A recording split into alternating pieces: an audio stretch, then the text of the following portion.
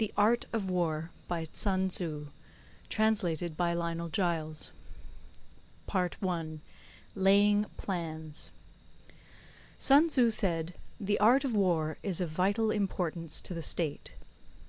It is a matter of life and death, a road either to safety or to ruin. Hence it is a subject of inquiry which can on no account be neglected. The art of war, then, is governed by 5 constant factors, to be taken into account in one's deliberations, when seeking to determine the conditions obtaining in the field. These are 1. The moral law, 2. Heaven, 3. Earth, 4. The commander, 5. Method and discipline. The moral law causes the people to be in complete accord with their ruler, so that they will follow him regardless of their lives, undismayed by any danger. Heaven signifies night and day, cold and heat, times and seasons.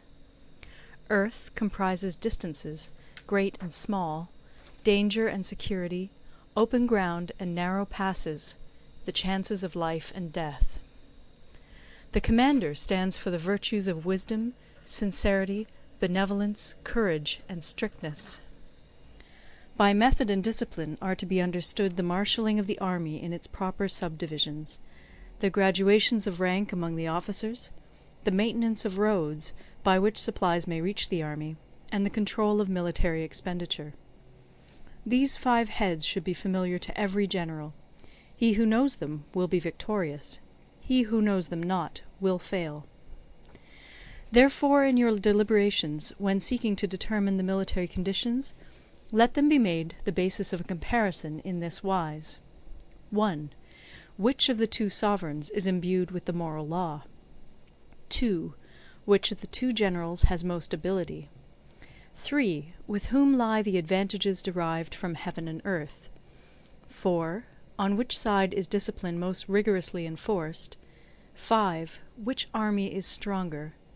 6. On which side are officers and men more highly trained? 7. In which army is there the greater constancy both in reward and punishment? By means of these 7 considerations I can forecast victory or defeat. The general that hearkens to my counsel and acts upon it will conquer. Let such a one be retained in command. The general that hearkens not to my counsel nor acts upon it will suffer defeat. Let such a one be dismissed. While heeding the profit of my counsel, avail yourself also of any helpful circumstances over and beyond the ordinary rules. According as circumstances are favourable, one should modify one's plans. All warfare is based on deception. Hence, when able to attack, we must seem unable. When using our forces, we must seem inactive. When we are near, we must make the enemy believe we are far away. When far away, we must make him believe we are near. Hold out baits to entice the enemy, feign disorder, and crush him. If he is secure at all points, be prepared for him. If he is in superior strength, evade him. If your opponent is of choleric temper, seek to irritate him. Pretend to be weak, that he may grow arrogant. If he is taking his ease, give him no rest. If his forces are united, separate them. Attack him where he is unprepared. Appear where you are not expected. These military devices, leading to victory, must not be divulged beforehand. Now the general who wins a battle makes many calculations in his temple ere the battle is fought. The general who loses a battle makes but few calculations beforehand. Thus do many calculations lead to victory, and few calculations to defeat. How much more no calculation at all? It is by attention to this point that I can foresee who is likely to win or lose. End of Part I. Part II. Waging War. Sun Tzu said, in the operations of war, where there are in the field 1,000 swift chariots, as many heavy chariots, and 100,000 mail-clad soldiers, with provisions enough to carry them 1,000 li, the expenditure at home and at the front, including entertainment of guests, small items such as glue and paint, and sums spent on chariots and armour, will reach the total of 1,000 ounces of silver per day. Such is the cost of raising an army of 100,000 men. When you engage in actual fighting, if victory is long in coming, then men's weapons will grow dull and their ardour will be damped. If you lay siege to a town, you will exhaust your strength. Again, if the campaign is protracted, the resources of the state will not be equal to the strain. Now, when your weapons are dulled, your ardour damped, your strength exhausted, and your treasure spent, other chieftains will spring up to take advantage of your extremity. Then no man, however wise, will be able to avert the consequences that must ensue. Thus, though we have heard of stupid haste in war, cleverness has never been seen associated with long delays. There is no instance of a country having benefited from prolonged warfare. It is only one who is thoroughly acquainted with the evils of war that can thoroughly understand the profitable way of carrying it on. The skilful soldier does not raise a second levy. Neither are his supply wagons loaded more than twice. Bring war material with you from home, but forage on the enemy. Thus the army will have food enough for its needs. Poverty of the state exchequer causes an army to be maintained by contributions from a distance. Contributing to maintain an army at a distance causes the people to be impoverished. On the other hand, the proximity of an army causes prices to go up, and high prices cause the people's substance to be drained away. When their substance is drained away, the peasantry will be afflicted by heavy exactions. With this loss of substance and exhaustion of strength, the homes of the people will be stripped bare, and 3/10 of their income will be dissipated, while government expenses for broken chariots, worn-out horses, breastplates and helmets, bows and arrows, spears and shields, protective mantles, draught oxen, and heavy wagons will amount to 4/10 of its total revenue. Hence a wise general makes a point of foraging on the enemy. 1 cartload of the enemy's provisions is equivalent to 20 of one's own, and likewise a single picul of his provender is equivalent to 20 from one's own store. Now in order to kill the enemy, our men must be roused to anger. That there may be advantage from defeating the enemy, they must have their rewards. Therefore in chariot fighting, when 10 or more chariots have been taken, those should be rewarded who took the first. Our own flags should be substituted for those of the enemy, and their chariots mingled and used in conjunction with ours. The captured soldiers should be kindly treated and kept. This is called using the conquered foe to augment one's own strength. In war, then, let your great object be victory, not lengthy campaigns. Thus it may be known that the leader of armies is the arbiter of the people's fate, the man on whom it depends whether the nation shall be in peace or in peril. End of Part 2. Part 3. Attack by Stratagem. Sun Tzu said, "In the practical art of war, the best thing of all is to take the enemy's country whole and intact. To shatter and destroy it is not so good. So too it is better to recapture an army entire than to destroy it, to capture a regiment, a detachment, or a company entire than to destroy them. The highest form of generalship is to balk the enemy's plans. The next best is to prevent the junction of the enemy's forces. The next in order is to attack the enemy's army in the field. And the worst policy of all is to besiege walled cities. The rule is, not to besiege walled cities if it can possibly be avoided. The preparation of mantlets, movable shelters, and various implements of war will take up 3 whole months, and the piling up of mounds against the walls will take 3 months more. The general, unable to control his irritation, will launch his men to the assault like swarming ants, with the result that 1/3 of his men are slain, while the town still remains untaken. Such are the disastrous effects of a siege. Therefore the skilful leader subdues the enemy's troops without any fighting. He captures their cities without laying siege to them. He overthrows their kingdom without lengthy operations in the field. With his forces intact he will dispute the mastery of the empire, and thus, without losing a man, his triumph will be complete. This is the method of attacking by stratagem. It is the rule in war, if our forces are 10 to the enemy's 1, to surround him; if 5 to 1, to attack him; if twice as numerous, to divide our army into 2. If equally matched, we can offer battle; if slightly inferior in numbers, we can avoid the enemy; if quite unequal in every way, we can flee from him. Hence, though an obstinate fight may be made by a small force, in the end it must be captured by the larger force. Now the general is the bulwark of the state. If the bulwark is complete at all points, the state will be strong. If the bulwark is defective, the state will be weak. There are 3 ways in which a ruler can bring misfortune upon his army. 1. By commanding the army to advance or to retreat, being ignorant of the fact that it cannot obey. This is called hobbling the army. 2. By attempting to govern an army in the same way as he administers a kingdom, being ignorant of the conditions which obtain in an army. This causes restlessness in the soldiers' minds. 3.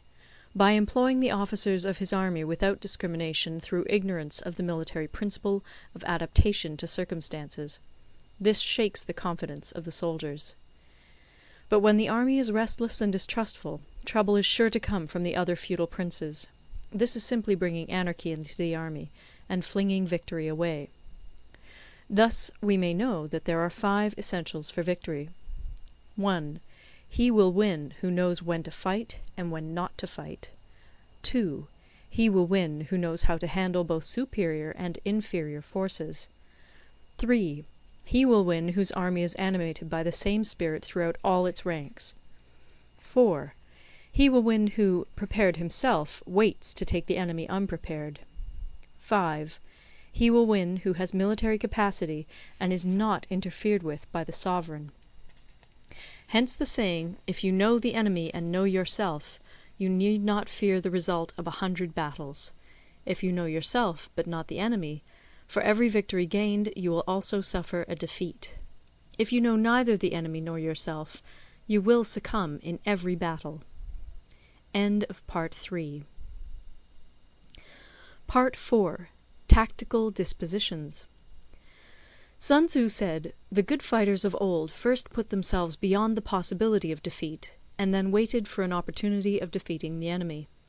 To secure ourselves against defeat lies in our own hands, but the opportunity of defeating the enemy is provided by the enemy himself.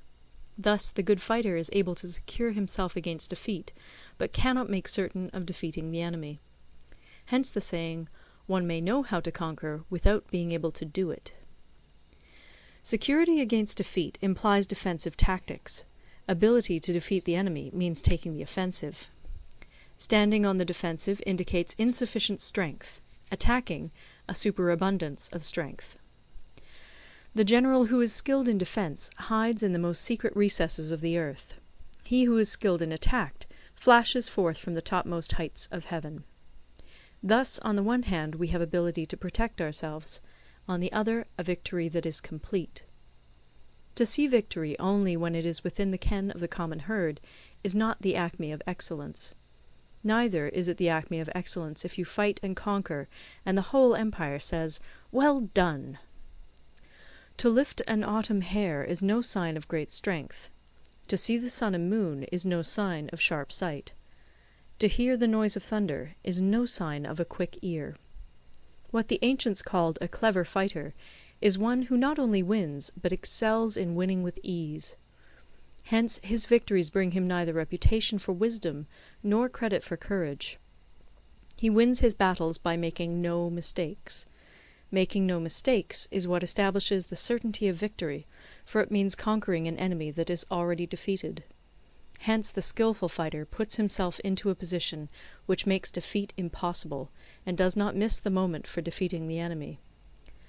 Thus it is that in war the victorious strategist only seeks battle after the victory has been won, whereas he who is destined to defeat first fights and afterwards looks for victory. The consummate leader cultivates the moral law and strictly adheres to method and discipline. Thus it is in his power to control success. In respect of military method we have, firstly, measurement; secondly, estimation of quantity; thirdly, calculation; fourthly, balancing of chances; fifthly, victory. Measurement owes its existence to earth; estimation of quantity to measurement; calculation to estimation of quantity; balancing of chances to calculation; and victory to balancing of chances. A victorious army opposed to a routed one is as a pound's weight placed in the scale against a single grain. The onrush of a conquering force is like the bursting of pent-up waters into a chasm 1,000 fathoms deep. Part 5. Energy. Sun Tzu said, "The control of a large force is the same principle as the control of a few men. It is merely a question of dividing up their numbers." Fighting with a large army under your command is nowise different from fighting with a small one. It is merely a question of instituting signs and signals. To ensure that your whole host may withstand the brunt of the enemy's attack and remain unshaken, this is effected by manoeuvres direct and indirect. That the impact of your army may be like a grindstone dashed against an egg, this is effected by the science of weak points and strong. In all fighting, the direct method may be used for joining battle, but indirect methods will be needed in order to secure victory. Indirect tactics, efficiently applied, are inexhaustible as heaven and earth, unending as the flow of rivers and streams. Like the sun and moon, they end but to begin anew. Like the 4 seasons, they pass away to return once more. There are not more than 5 musical notes, yet the combinations of these 5 give rise to more melodies than can ever be heard. There are not more than 5 primary colours, blue, yellow, red, white, and black, yet in combination they produce more hues than can ever be seen. There are not more than 5 cardinal tastes, sour, acrid, salt, sweet, bitter, yet combinations of them yield more flavours than can ever be tasted. In battle there are not more than 2 methods of attack, the direct and the indirect, yet these 2 in combination give rise to an endless series of manoeuvres. The direct and the indirect lead on to each other in turn. It is like moving in a circle, you never come to an end. Who can exhaust the possibilities of their combination? The onset of troops is like the rush of a torrent which will even roll stones along in its course. The quality of decision is like the well-timed swoop of a falcon, which enables it to strike and destroy its victim. Therefore the good fighter will be terrible in his onset, and prompt in his decision. Energy may be likened to the bending of a crossbow, decision to the releasing of a trigger. Amid the turmoil and tumult of battle, there may be seeming disorder, and yet no real disorder at all. Amid confusion and chaos, your array may be without head or tail, yet it will be proof against defeat. Simulated disorder postulates perfect discipline. Simulated fear postulates courage. Simulated weakness postulates strength. Hiding order beneath the cloak of disorder is simply a question of subdivision. Concealing courage under the show of timidity presupposes a fund of latent energy. Masking strength with weakness is to be effected by tactical dispositions.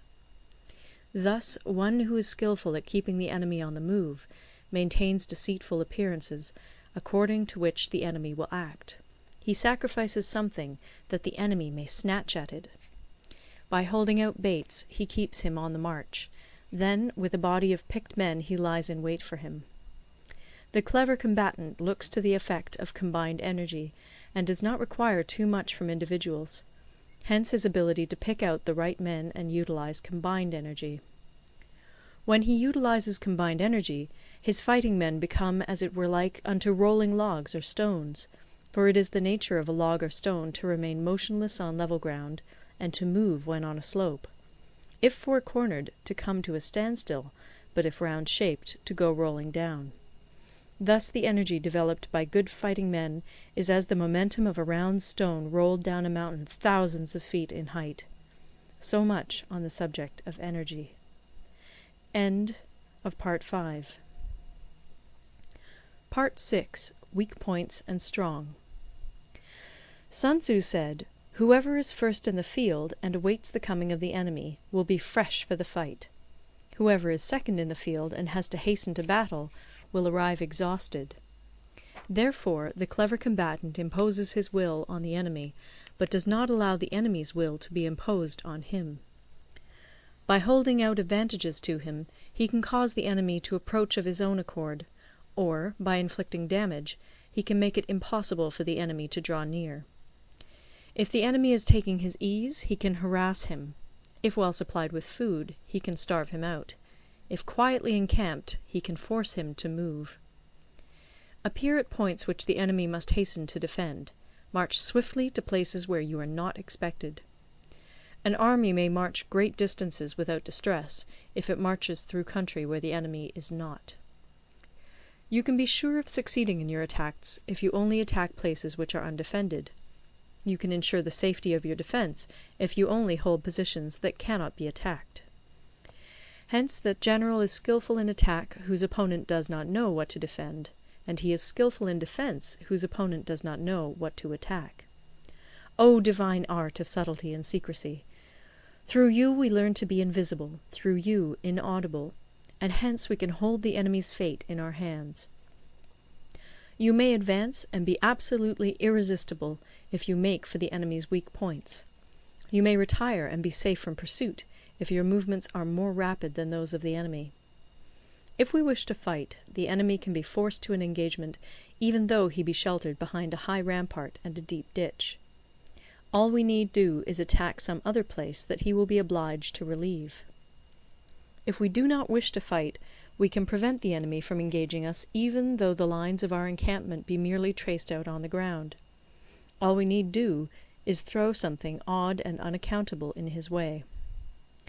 By discovering the enemy's dispositions and remaining invisible ourselves, we can keep our forces concentrated while the enemy's must be divided. We can form a single united body while the enemy must split up into fractions. Hence there will be a whole pitted against separate parts of a whole, which means that we shall be many to the enemy's few. And if we are able thus to attack an inferior force with a superior one, our opponents will be in dire straits. The spot where we intend to fight must not be made known, for then the enemy will have to prepare against a possible attack at several different points. And his forces being thus distributed in many directions, the numbers we shall have to face at any given point will be proportionately few. For should the enemy strengthen his van, he will weaken his rear. Should he strengthen his rear, he will weaken his van. Should he strengthen his left, he will weaken his right. Should he strengthen his right, he will weaken his left. If he sends reinforcements everywhere, he will everywhere be weak.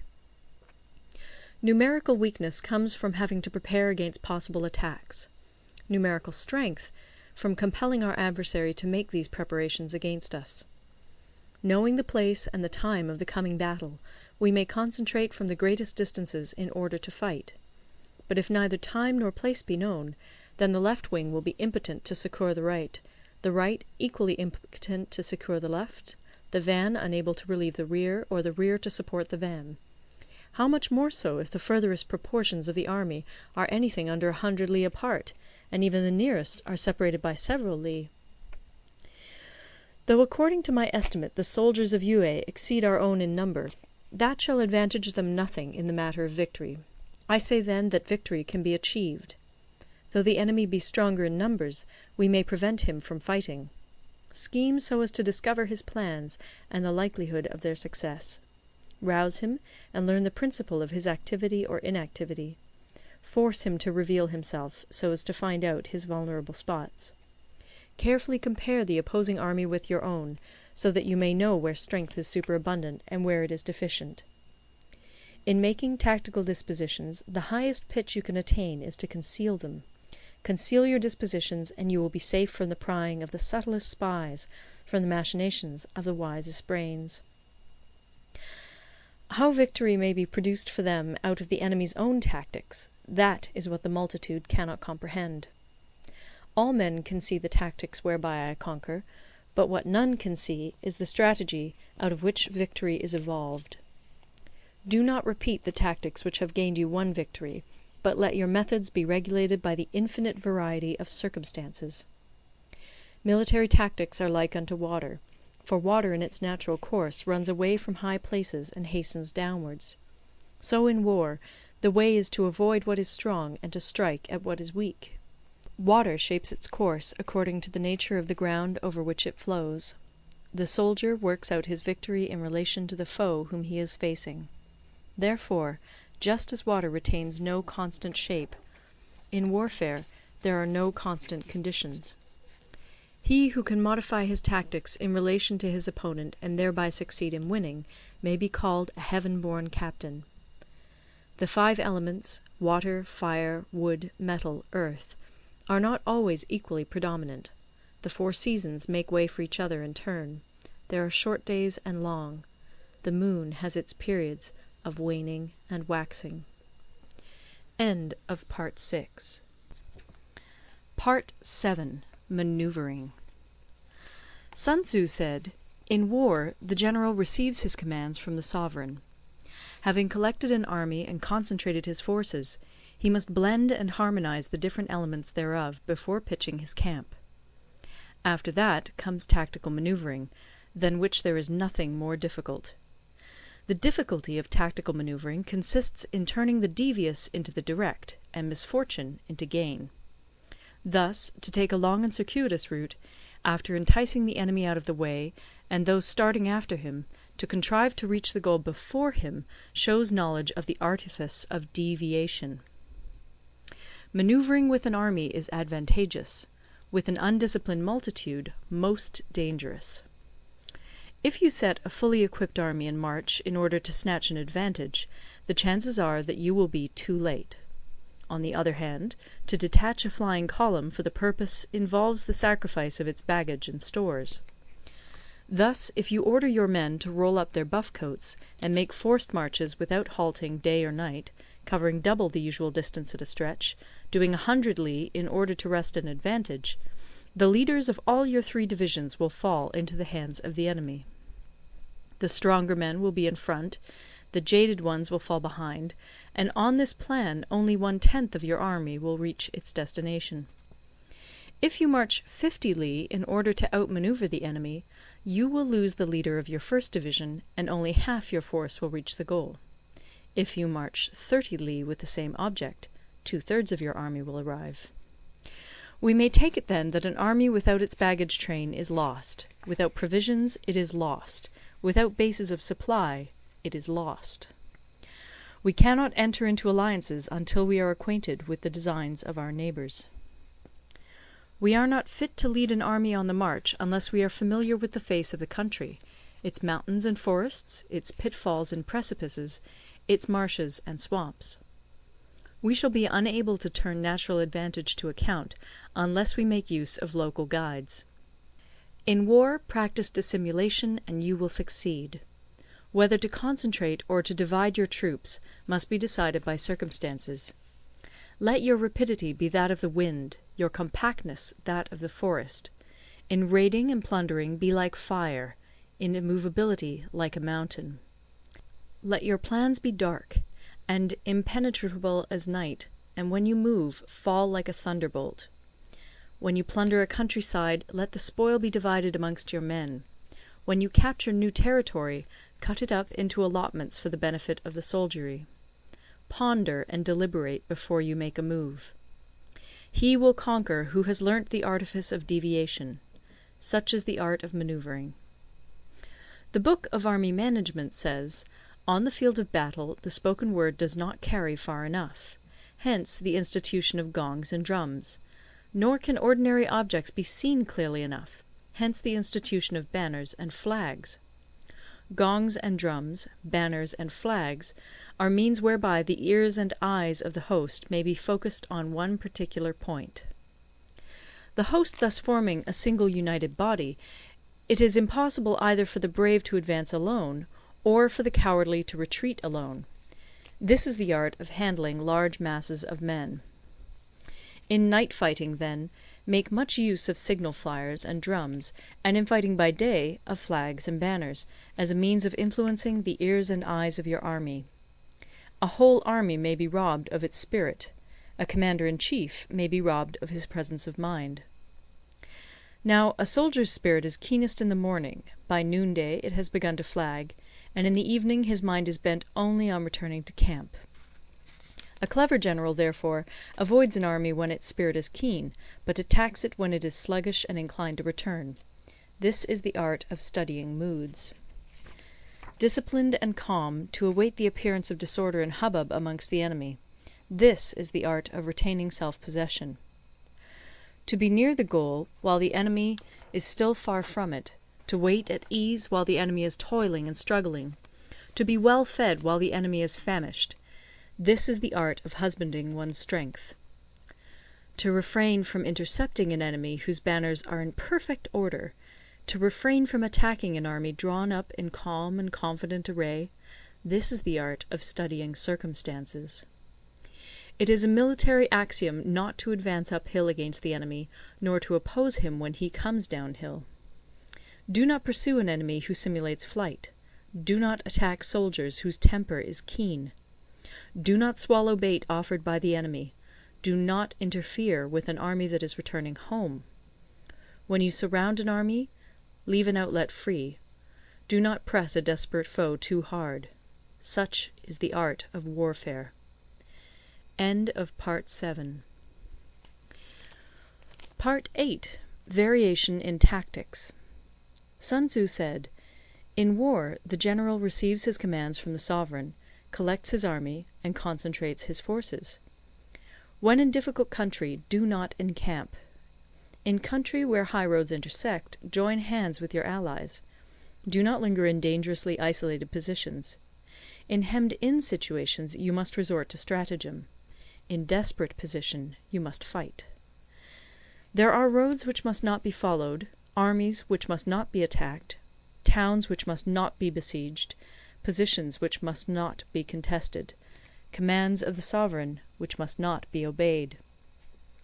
The general who thoroughly understands the advantages that accompany variation of tactics knows how to handle his troops. The general who does not understand these may be well acquainted with the configuration of the country, yet he will not be able to turn his knowledge to practical account. So, the student of war who is unversed in the art of war of varying his plans, even though he be acquainted with the 5 advantages, will fail to make the best use of his men. Hence, in the wise leader's plans, considerations of advantage and of disadvantage will be blended together. If our expectation of advantage be tempered in this way, we may succeed in accomplishing the essential part of our schemes. If, on the other hand, in the midst of difficulties we are always ready to seize an advantage, we may extricate ourselves from misfortune.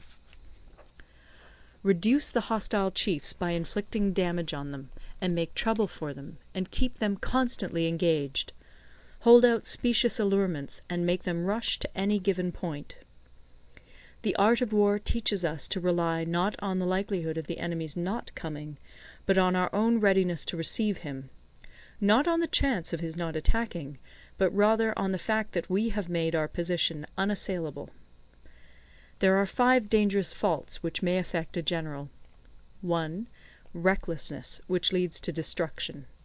2. Cowardice, which leads to capture.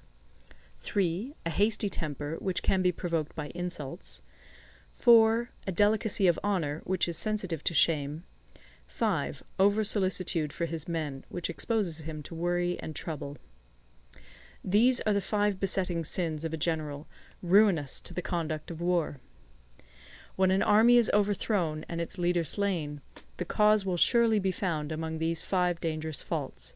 Let them be a subject of meditation. End of Part 9. Part 9. The Army on the March. Sun Tzu said, "We come now to the question of encamping the army, and observing signs of the enemy. Pass quickly over mountains, and keep in the neighbourhood of valleys. Camp in high places, facing the sun. Do not climb heights in order to fight." So much for mountain warfare. After crossing a river, you should get far away from it. When an invading force crosses a river in its onward march, do not advance to meet it in midstream. It will be best to let half the army get across, and then deliver your attack. If you are anxious to fight, you should not go to meet the invader near a river which he has to cross. Moor your craft higher up than the enemy, and facing the sun. Do not move upstream to meet the enemy. So much for river warfare. In crossing salt marshes, your sole concern should be to get over them quickly, without any delay. If forced to fight in a salt marsh, you should have water and grass near you, and get your back to a clump of trees. So much for operations in salt marshes. In dry, level country, Take up an easily accessible position with rising ground to your right and on your rear, so that the danger may be in front and safety lie behind. So much for campaigning in flat country. These are the 4 useful branches of military knowledge which enabled the Yellow Emperor to vanquish 4 several sovereigns. All armies prefer high ground to low, and sunny places to dark. If you are careful of your men and camp on hard ground, the army will be free from disease of every kind, and this will spell victory. When you come to a hill or a bank, occupy the sunny side, with the slope on your right rear. Thus you will at once act for the benefit of your soldiers, and utilize the natural advantages of the ground. When, in consequence of heavy rains up country, a river which you wish to ford is swollen and flecked with foam, you must wait until it subsides. Country in which there are precipitous cliffs with torrents running between, deep natural hollows, confined places, tangled thickets, quagmires, and crevasses, should be left with all possible speed, and not approached. While we keep away from such places, we should get the enemy to approach them. While we face them, we should let the enemy have them on his rear. If in the neighbourhood of your camp there should be any hilly country, ponds surrounded by aquatic grass, hollow basins filled with reeds, or woods with thick undergrowth, they must be carefully routed out and searched, for these are places where men in ambush or insidious spies are likely to be lurking. When the enemy is close at hand and remains quiet, he is relying on the natural strength of his position.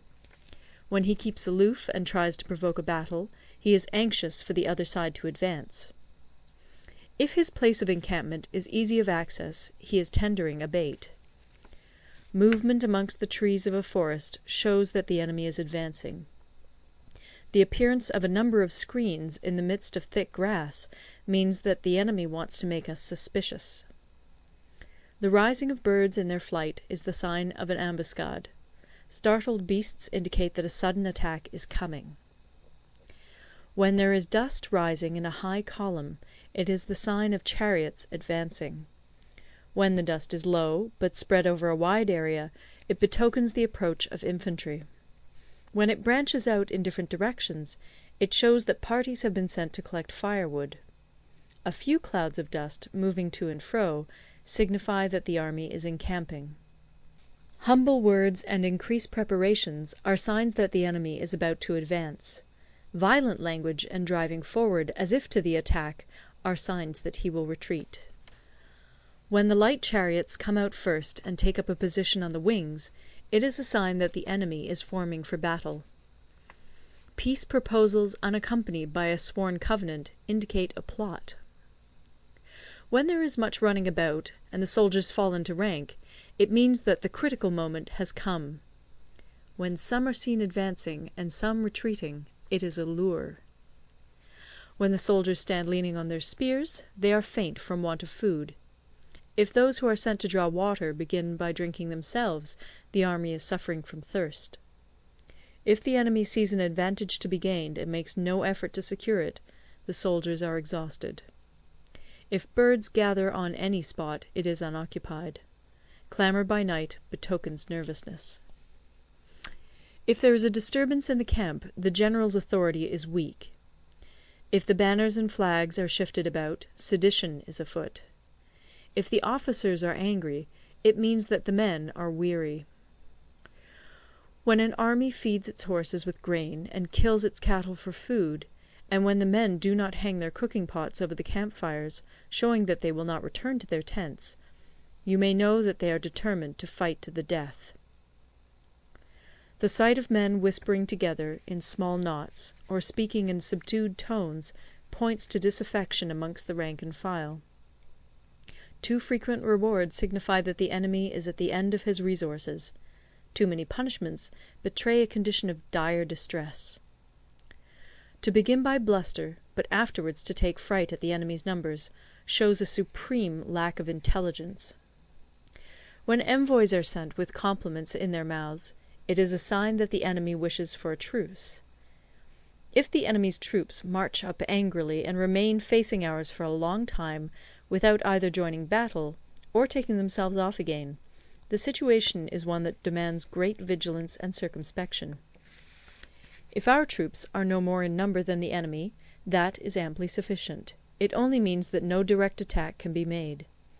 What we can do is simply to concentrate all our available strength, keep a close watch on the enemy, and obtain reinforcements. He who exercises no forethought, but makes light of his opponents, is sure to be captured by them. If soldiers are punished before they have grown attached to you, they will not prove submissive. And, unless submissive, they will be practically useless. If, when the soldiers have become attached to you, punishments are not enforced, they will still be useless. Therefore, soldiers must be treated in the first instance with humanity, but kept under control by means of iron discipline. This is a certain road to victory. If in training soldiers commands are habitually enforced, the army will be well disciplined. If not, its discipline will be bad. If a general shows confidence in his men, but always insists on his orders being obeyed, the gain will be mutual. End of Part 9. Part 10. Terrain. Sun Tzu said, we may distinguish 6 kinds of terrain, to wit, 1. Accessible ground, 2. Entangling ground, 3. Temporizing ground, 4. Narrow passes, 5. Precipitous heights, 6. Positions at a great distance from the enemy. Ground which can be freely traversed by both sides is called accessible. With regard to ground of this nature, be before the enemy in occupying the raised and sunny spots, and carefully guard your line of supplies. Then you will be able to fight with advantage. Ground which can be abandoned but is hard to reoccupy is called entangling. From a position of this sort, if the enemy is unprepared, you may sally forth and defeat him. But if the enemy is prepared for your coming, and you fail to defeat him, then, return being impossible, disaster will ensue. When the position is such that neither side will gain by making the first move, it is called temporizing ground. In a position of this sort, even though the enemy should offer us an attractive bait, it will be advisable not to stir forth, but rather to retreat, thus enticing the enemy in his turn. Then, when part of his army has come out, we may deliver our attack with advantage. With regard to narrow passes, if you can occupy them first, let them be strongly garrisoned and await the advent of the enemy. Should the army forestall you in occupying a pass, do not go after him if the pass is fully garrisoned, but only if it is weakly garrisoned. With regard to precipitous heights, if you are beforehand with your adversary, you should occupy the raised and sunny spots, and there wait for him to come up. If the enemy has occupied them before you, do not follow him, but retreat, and try to entice him away. If you are situated at a great distance from the enemy, and the strength of the two armies is equal, it is not easy to provoke a battle, and fighting will be to your disadvantage. These 6 are the principles connected with earth. The general who's attained a responsible post must be careful to study them. Now, an army is exposed to 6 several calamities, not arising from natural causes, but from faults for which the general is responsible. These are 1. Flight, 2. Insubordination, 3. Collapse, 4. Ruin, 5. Disorganization, 6. Rout. Other conditions being equal, if one force is hurled against another 10 times its size, the result will be the flight of the former. When the common soldiers are too strong and their officers too weak, the result is insubordination. When the officers are too strong and the common soldiers too weak, the result is collapse. When the higher officers are angry and insubordinate, and on meeting the enemy give battle on their own account from a feeling of resentment, before the commander-in-chief can tell whether or not he is in a position to fight, the result is ruin.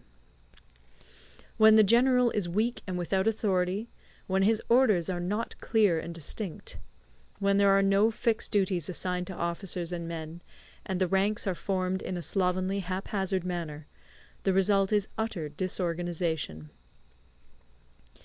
When a general, unable to estimate the enemy's strength, allows an inferior force to engage a larger one, or hurls a weak detachment against a powerful one, and neglects to place picked soldiers in the front rank, the result must be rout. These are 6 ways of courting defeat, which must be carefully noted by the general who has attained a responsible post.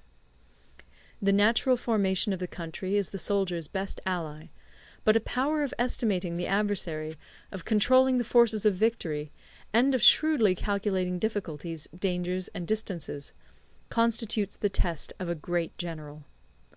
He who knows these things, and in fighting puts his knowledge into practice, will win his battles. He who knows them not, nor practises them, will surely be defeated. If fighting is sure to result in victory, then you must fight, even though the ruler forbid it. If fighting will not result in victory, then you must not fight even at the ruler's bidding. The general who advances without coveting fame, and retreats without fearing disgrace, whose only thought is to protect his country and do good service for his sovereign, is the jewel of the kingdom. Regard your soldiers as your children, and they will follow you into the deepest valleys. Look upon them as your own beloved sons, and they will stand by you even unto death. If, however, you are indulgent, but unable to make your authority felt, kind-hearted, but unable to enforce your commands, and incapable, moreover, of quelling disorder, then your soldiers must be likened to spoilt children. They are useless for any practical purpose. If we know that our own men are in a condition to attack, but are unaware that the enemy is not open to attack, we have gone only half-way towards victory. If we know that the enemy is open to attack, but are unaware that our own men are not in a condition to attack, we have gone only half-way towards victory.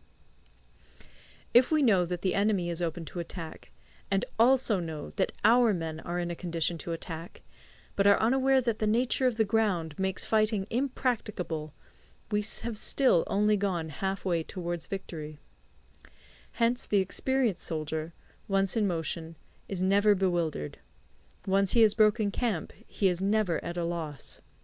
Hence the saying, "If you know the enemy and know yourself, your victory will not stand in doubt. If you know heaven and know earth, you may make your victory complete." End of Part 10. Part 11. The 9 Situations. Sun Tzu said, "The art of war recognizes 9 varieties of ground. 1. Dispersive ground. 2. Facile ground. 3. Contentious ground. 4. Open ground. 5. Ground of intersecting highways. 6. Serious ground. 7. Difficult ground. 8. Hemmed-in ground. 9. Desperate ground. When a chieftain is fighting in his own territory, it is dispersive ground. When he has penetrated into hostile territory, but to no great distance, it is facile ground. Ground the possession of which imports great advantage to either side is contentious ground. Ground on which each side has liberty of movement is open ground. Ground which forms the key to 3 contiguous states, so that he who occupies it first has most of the empire at his command, is a ground of intersecting highways. When an army has penetrated into the heart of a hostile country, leaving a number of fortified cities in its rear, it is serious ground. Mountain forests, rugged steeps, marshes, and fens, all country that is hard to traverse, this is difficult ground. Ground which is reached through narrow gorges, and from which we can only retire by tortuous paths, so that a small number of the enemy would suffice to crush a large body of our men, this is hemmed-in ground. Ground on which we can only be saved from destruction by fighting without delay is desperate ground. On dispersive ground, therefore, fight not. On facile ground, halt not. On contentious ground, attack not. On open ground, do not try to block the enemy's way. On the ground of intersecting highways, join hands with your allies. On serious ground, gather in plunder. In difficult ground, keep steadily on the march. On hemmed-in ground, resort to stratagem. On desperate ground, fight. Those who were called skilful leaders of old knew how to drive a wedge between the enemy's front and rear, to prevent co-operation between his large and small divisions, to hinder the good troops from rescuing the bad, the officers from rallying their men. When the enemy's men were united, they managed to keep them in disorder. When it was to their advantage, they made a forward move; when otherwise, they stopped still. If asked how to cope with a great host of the enemy in orderly array, and on the point of marching to the attack, I should say, begin by seizing something which your opponent holds dear. Then he will be amenable to your will. Rapidity is the essence of war. Take advantage of the enemy's unreadiness. Make your way by unexpected routes, and attack unguarded spots. The following are the principles to be observed by an invading force. The further you penetrate into a country, the greater will be the solidarity of your troops, and thus the defenders will not prevail against you. Make forays in fertile country in order to supply your army with food. Carefully study the well-being of your men, and do not overtax them. Concentrate your energy and hoard your strength. Keep your army continually on the move, and devise unfathomable plans.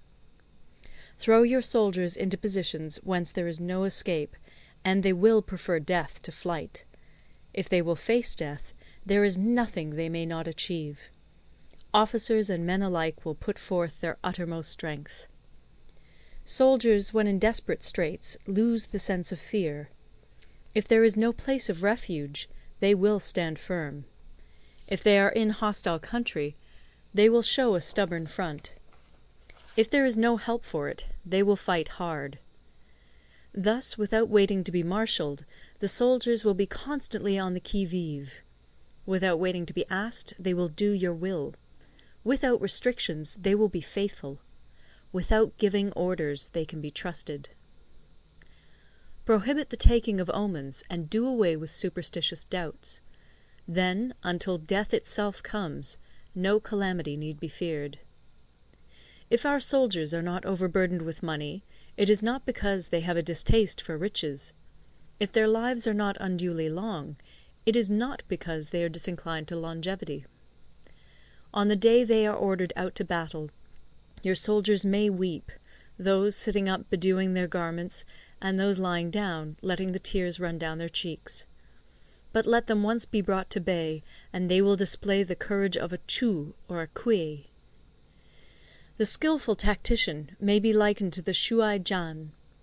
Now, the Shuai Jan is a snake that is found in the Ch'ung Mountains.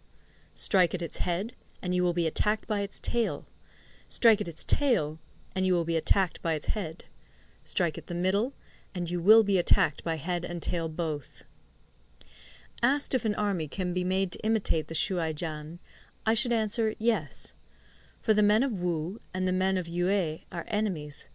Yet if they are crossing a river in the same boat, and are caught by a storm, they will come to each other's assistance, just as the left hand helps the right. Hence it is not enough to put one's trust in the tethering of horses and the burying of chariot wheels in the ground. The principle on which to manage an army is to set up one standard of courage, which all must reach.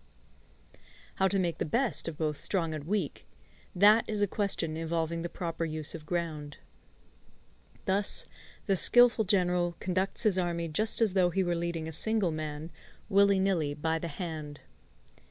It is the business of a general to be quiet, and thus ensure secrecy; upright and just, and thus maintain order. He must be able to mystify his officers and men by false reports and appearances, and thus keep them in total ignorance. By altering his arrangements and changing his plans, he keeps the enemy without definite knowledge. By shifting his camp and taking circuitous routes, he prevents the enemy from anticipating his purpose. At the critical moment, the leader of an army acts like one who has climbed up a height, and then kicks away the ladder behind him. He carries his men deep into hostile territory before he shows his hand. He burns his boats and breaks his cooking pots. Like a shepherd driving a flock of sheep, he drives his men this way and that, and nothing knows whither he is going. To muster his host and bring it into danger, this may be termed the business of the general. The different measures suited to the 9 varieties of ground, the expediency of aggressive or defensive tactics, and the fundamental laws of human nature, these are things that must most certainly be studied. When invading hostile territory, the general principle is that penetrating deeply brings cohesion. Penetrating but a short way means dispersion. When you leave your own country behind and take your army across neighbourhood territory, you find yourself on critical ground. When there are means of communication on all 4 sides, the ground is one of intersecting highways. When you penetrate deeply into a country, it is serious ground. When you penetrate but a little way, it is facile ground. When you have the enemy's strongholds on your rear and narrow passes in front, it is hemmed-in ground. When there is no place of refuge at all, it is desperate ground. Therefore, on dispersive ground I would inspire my men with unity of purpose. On facile ground I would see that there is close connection between all parts of my army. On contentious ground I would hurry up my rear. On open ground I would keep a vigilant eye on my defences. On ground of intersecting highways I would consolidate my alliances. On serious ground I would try to ensure a continuous stream of supplies. On difficult ground I would keep pushing on along the road. On hemmed-in ground I would block any way of retreat. On desperate ground I would proclaim to my soldiers the hopelessness of saving their lives. For it is the soldier's disposition to offer an obstinate resistance when surrounded, to fight hard when he cannot help himself, and to obey promptly when he has fallen into danger. We cannot enter into alliance with neighbouring princes until we are acquainted with their designs. We are not fit to lead an army on the march unless we are familiar with the face of the country, its mountains and forests, its pitfalls and precipices, its marshes and swamps. We shall be unable to turn natural advantages to account unless we make use of local guides. To be ignored of any one of the following 4 or 5 principles does not befit a warlike prince. When a warlike prince attacks a powerful state, his generalship shows itself in preventing the concentration of the enemy's forces. He overawes his opponents, and their allies are prevented from joining against him. Hence he does not strive to ally himself with all and sundry, nor does he foster the power of other states. He carries out his own secret designs, keeping his antagonists in awe. Thus he is able to capture their cities and overthrow their kingdoms. Bestow rewards without regard to rule, issue orders without regard to previous arrangements, and you will be able to handle a whole army as though you had to do with but a single man. Confront your soldiers with the deed itself. Never let them know your design. When the outlook is bright, bring it before their eyes, but tell them nothing when the situation is gloomy. Place your army in deadly peril, and it will survive. Plunge it into desperate straits, and it will come off in safety. For it is precisely when a force has fallen into harm's way that it is capable of striking a blow for victory. Success in warfare is gained by carefully accommodating ourselves to the enemy's purpose. By persistently hanging on the enemy's flank, we shall succeed in the long run in killing the commander-in-chief. This is called ability to accomplish a thing by sheer cunning. On the day that you take up your command, block the frontier passes, destroy the official tallies, and stop the passage of all emissaries. Be stern in the council chamber, so that you may control the situation. If the enemy leaves a door open, you must rush in. Forestall your opponent by seizing what he holds dear, and subtly contrive to time his arrival on the ground. Walk in the path defined by rule, and accommodate yourself to the enemy until you can fight a decisive battle. At first, then, exhibit the coyness of a maiden, until the enemy gives you an opening. Afterwards emulate the rapidity of a running hare, and it will be too late for the enemy to oppose you. End of Part 11. Part 12. The Attack by Fire. Sun Tzu said, "There are 5 ways of attacking with fire. The first is to burn soldiers in their camp. The second is to burn stores. The third is to burn baggage trains. The fourth is to burn arsenals and magazines. The fifth is to hurl dropping fire amongst the enemy." In order to carry out an attack, we must have means available. The material for raising fire should always be kept in readiness. There is a proper season for making attacks with fire, and special days for starting a conflagration. The proper season is when the weather is very dry. The special days are those when the moon is in the constellations of the Sieve, the Wall, the Wing, or the Crossbar, for these 4 are all days of rising wind. In attacking with fire, one should be prepared to meet 5 possible developments. 1. When fire breaks out inside to enemy's camp, respond at once with an attack from without. 2. If there is an outbreak of fire, but the enemy's soldiers remain quiet, bide your time and do not attack. 3. When the force of the flames has reached its height, follow it up with an attack, if that is practicable. If not, stay where you are. 4. If it is possible to make an assault with fire from without, do not wait for it to break out within, but deliver your attack at a favourable moment. 5. When you start a fire, be to windward of it. Do not attack from the leeward. A wind that rises in the daytime lasts long, but a night breeze soon falls. In every army, the 5 developments connected with fire must be known, the movements of the stars calculated, and a watch kept for the proper days. Hence, those who use fire as an aid to the attack show intelligence.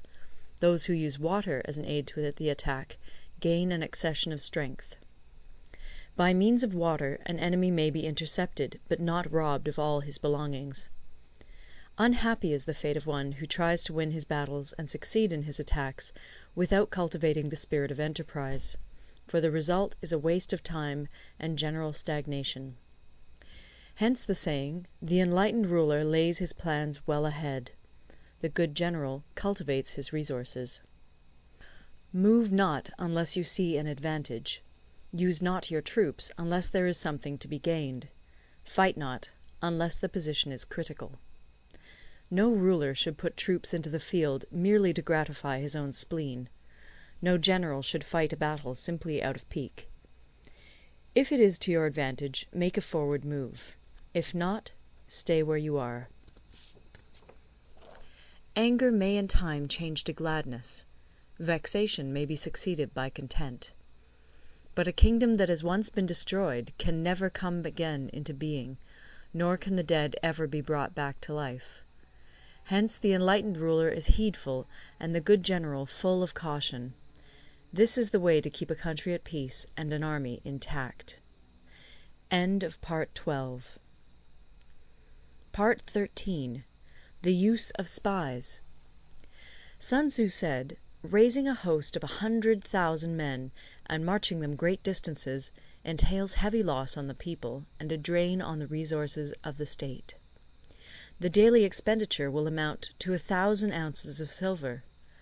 There will be commotion at home and abroad, and men will drop down exhausted on the highways. As many as 700,000 families will be impeded in their labour.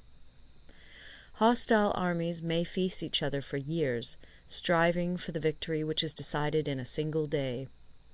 This being so, to remain in ignorance of the enemy's condition simply because one grudges the outlay of 100 ounces of silver in honours and emoluments is the height of inhumanity. One who acts thus is no leader of men, no present help to his sovereign, no master of victory. Thus, what enables the wise sovereign and the good general to strike and conquer, and achieve things beyond the reach of ordinary men, is foreknowledge. Now, this foreknowledge cannot be elicited from spirits. It cannot be obtained inductively from experience, nor by any deductive calculation. Knowledge of the enemy's dispositions can only be obtained from other men. Hence the use of spies, of whom there are 5 classes: 1. Local spies; 2. Inward spies; 3. Converted spies; 4. Doomed spies; 5. Surviving spies. When these 5 kinds of spy are all at work, none can discover the secret system. This is called divine manipulation of the threads. It is the sovereign's most precious faculty. Having local spies means employing the services of the inhabitants of a district. Having inward spies, making use of officials of the enemy. Having converted spies, getting hold of the enemy's spies and using them for our own purposes. Having doomed spies, doing certain things openly for purposes of deception, and allowing our spies to know of them and report them to the enemy. Surviving spies, finally, are those who bring back news from the enemy's camp. Hence it is that none in the whole army are more intimate relations to be maintained than with spies. None should be more liberally rewarded. In no other business should greater secrecy be preserved. Spies cannot be usefully employed without a certain intuitive sagacity. They cannot be properly managed without benevolence and straightforwardness. Without subtle ingenuity of mind, one cannot make certain of the truth of their reports. Be subtle, and use your spies for every kind of business. If a secret piece of news is divulged by a spy before the time is ripe, he must be put to death together with the man to whom the secret was told. Whether the object be to crush an army, to storm a city, or to assassinate an individual, it is always necessary to begin by finding out the names of the attendants, the aides de camp, and doorkeepers and sentries of the general in command. Our spies must be commissioned to ascertain these. The enemy's spies, who have come to spy on us, must be sought out, tempted with bribes, led away, and comfortably housed. Thus they will become converted spies and available for our service. It is through the information brought by the converted spy that we are able to acquire and employ local and inward spies. It is owing to this information again that we can cause the doomed spy to carry false tidings to the enemy. Lastly, it is by this information that the surviving spy can be used on appointed occasions.